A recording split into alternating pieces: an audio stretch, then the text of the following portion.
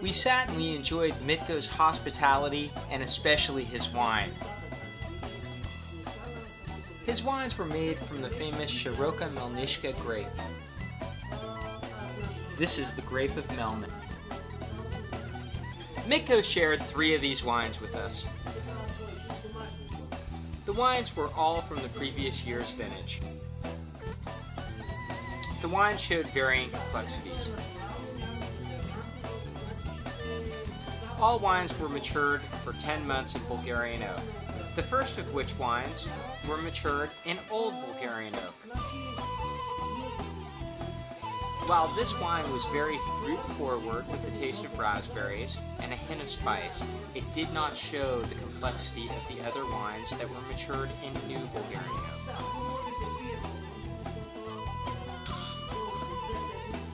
I enjoyed the wine that was matured in the New Bulgarian oak the most. This wine was young and very fruit-forward, but it showed more complexity than the wines aged in the younger oak. The wines that were aged in the New Bulgarian oak showed greater depth.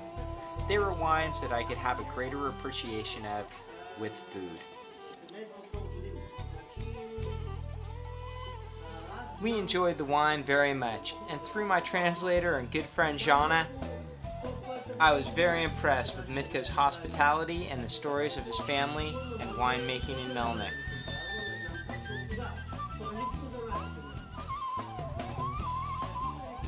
His family had been making wine in Melnik for centuries, and he was carrying on the tradition with passion.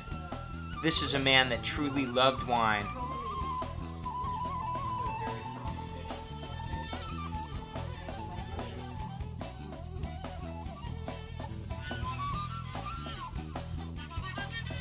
We enjoyed Mitko's stories for quite some time, and as the day drew to a close, he gave us a special treat.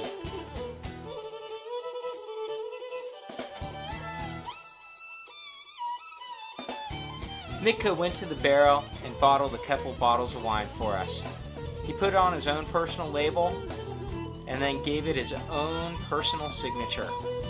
It was a great day for us at Promoko Shostaka, and we look forward to days like this in the future.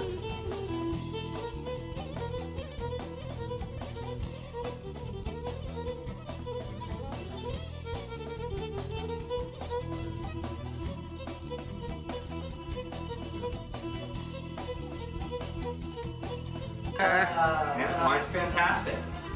Let's see. Cheers. Cheers. Alright. Here's our guy. Alright, well thanks a lot to my friend Mitko and Jana for introducing us to the great wines of Melnik. Let's keep drinking. We had a great time with Mitko, but it was time to head to the Kortopolov house, hands down the most popular attraction in Melnik. Built in 1754, this is Melnik's best-known house. The house is now a symbol of Bulgarian National Revival period architecture. Okay, hi, we're at the Kortopolov house here in Melnik, Bulgaria.